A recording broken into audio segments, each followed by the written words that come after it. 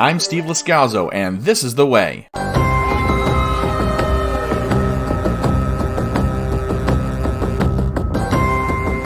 Welcome to the March 2023 This is The Way podcast Star Wars news update. The Mandalorian Season 3 is well underway. We've had Kelleran Beck and Garazeb Aurelios show up in the show so far. How about that? And the Bad Batch just wrapped up. And is it time to say goodbye to Tech? Maybe even Omega? Well, if you want to hear about those shows, you're going to have to check out our podcast library for episodes that are already out. Or in the case of the Bad Batch, Season 2, second half update, that's going to be coming out soon. Very well. This podcast's aim is to catch you up on cancellations, news from February to March. We're going to try and keep it short, but as we're fond of reminding you... This is the way. This is the way. This is the way. It's time to update you on Star Wars news since the last news update podcast. The Mandalorian Season 3 has hit the Disney Plus streaming service, and you'd think, hey, we'd all be happily reporting Star Wars streaming numbers are back, baby. Sadly, this is not the case. Now, it may have been on top of the streaming charts, but compared to past seasons, there's reportedly less demand. That's probably not fair to compare, especially considering, stay-at-home viewing might have been artificially increased by a certain world event, but things are apparently not going well at Lucasfilm. In general, Disney has been facing production obstacles like, for example, the departure of Damon Lindelof and his co-writer for an announced Star Wars movie. An announced movie? From what I read about the situation, it looks like they turned in a script, then instead of, hey, we're going to rewrite it, it was just, let's just part ways now. That might turn out to be a good thing. I mean, I don't know what their script was, but think about all the projects that have been announced on stage and then later canceled quietly or, by the way, we're not making this anymore. And then compare that to the ones that actually, get completed. There are more failures than you might realize. Benioff and Weiss, Patty Jenkins, the Lord and Miller version of Solo, Josh Trank Boba Fett movie. Yeah, I know, it got turned into a show. Rangers of the New Republic, Colin Trevorrow's Episode 9 Duel of the Fates that turned into Rise of Skywalker, Michael Arndt's version of The Force Awakens. Yes, The Force Awakens got made, but different writer. Obi-Wan trilogy. It was supposed to be a trilogy of movies. A J.D. Dillard Star Wars movie. Kevin Feige and Michael Waldron's movie. Again, I know some of those problems got changed. And that's why I didn't talk about things like Gareth Edwards' cut of Rogue One. But Marvel lost a creative executive recently, and Lucasfilm canceled future planned seasons of Willow, no matter how John Kasdan wants to spin his headcanon around that one. So none of it matters if you're a fan of The Mandalorian. This is made. Season 4 is almost assuredly going to happen. We're looking forward to the projects that are almost out of the pipeline, too. But it certainly does mean we're going to have to be a little bit more wary of future announcements, doesn't it? That's why I'm hesitant to include the reported news on StarWarsNews.net from Movie TV's YouTube video with Jon Favreau. In it, Favs plainly states that conversations are happening about what might take place in the timeline after the sequel trilogy. Listen to me now and believe me later. If you're going to try anything in that time frame, you should just give it to Favreau and Filoni and even Famuyiwa and let them try. You hear me, Lucasfilm and Disney? Yeah, I'm sure they're listening. There's no better insulator for fan critique than those two. And yes, I know they're not bulletproof, and I know they still get critique, but picture in your mind for a moment, try anyone else. Try anyone else. You pick a name, and someone somewhere is going to tell you why it won't work. They'll still tell you it won't with Favreau and Filoni, but without the creative comfort of being able to tell a Skywalker story, you're going to want people who have already produced successful content. Yes, even if they've dipped their toes into the comfort zone with Luke, R2, Boba Fett, and Ahsoka. Look at the successes of bringing in characters from the margins and let them do it. Or if they don't want to, let them at least pick the people who should. Kathleen Kennedy is a movie-producing veteran. She's a success, but she's having trouble making Star Wars movies. You know who's creating successes? The television team of Favs, Filoni, and Famuyiwa. We've heard, though, 3 new films are going to be announced at Star Wars Celebration in early April. But after all I just mentioned, I'm not going to believe a word of it until it's got a premiere date set. Are you trying to say something?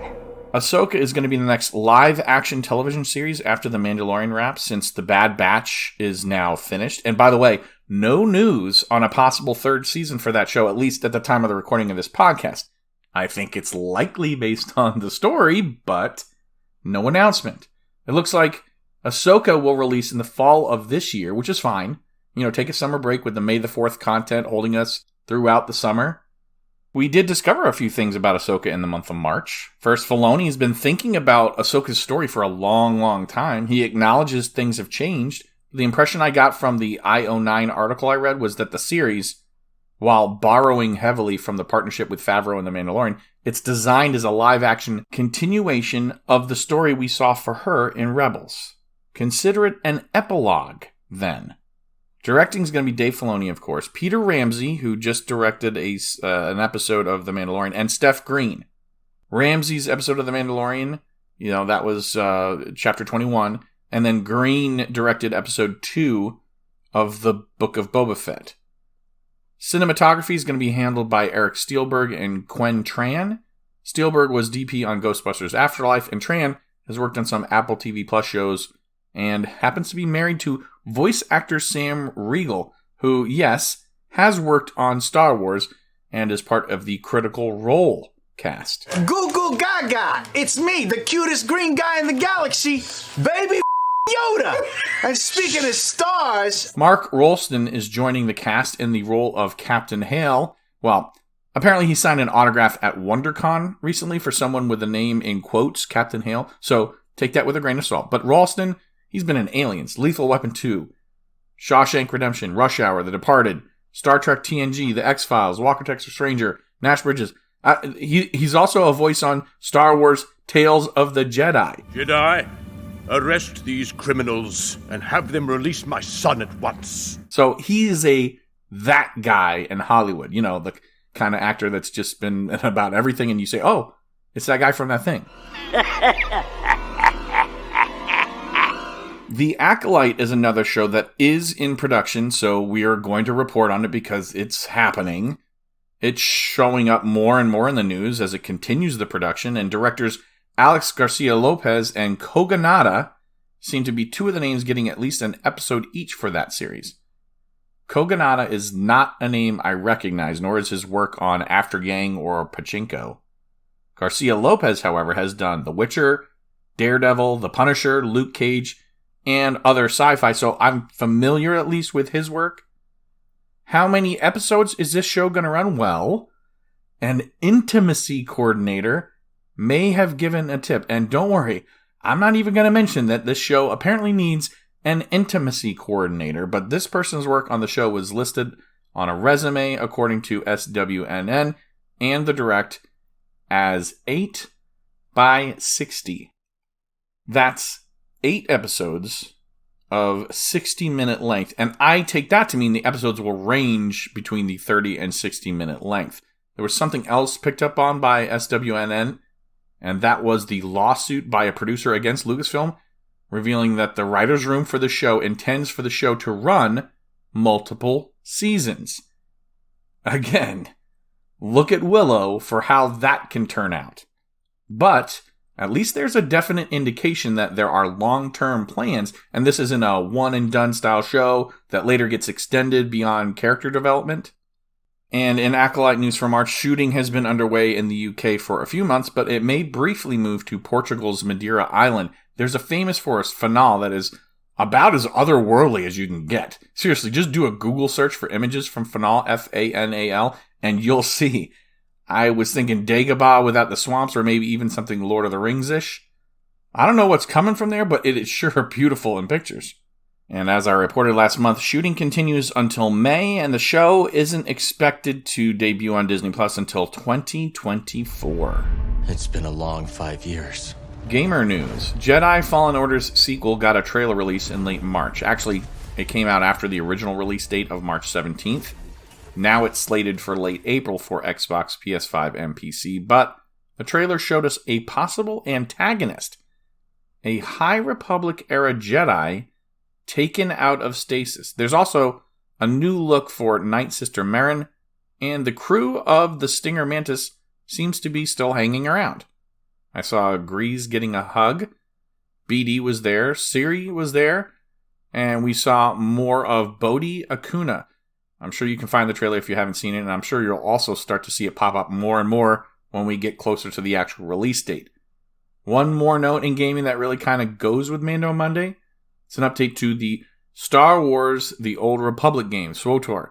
It's an update called Showdown on Runuk. Nice landing, Han Solo. Uh-oh, come on, Chewbacca. Stormtroopers are coming. Action figures each sold separately. How about that? I just mentioned Mando Mania, and collectors, week 1 saw a Logitech GA30 wireless headset, the Mandalorian edition. There was also a Grogu customizable kick scooter, Grogu-themed Tamagotchi, Grogu-themed Bluetooth speaker, I'm sensing a pattern here, This Is the Way Life Planner, we are not affiliated, and 2 Disney Emoji Blitz in-game events announced. Week 2 saw a N1 Starfighter from Hasbro's Mission Fleet line of toys. The key for me was that the Din Djarin and Grogu that come with it are supposed to be able to actually fit inside the cockpit.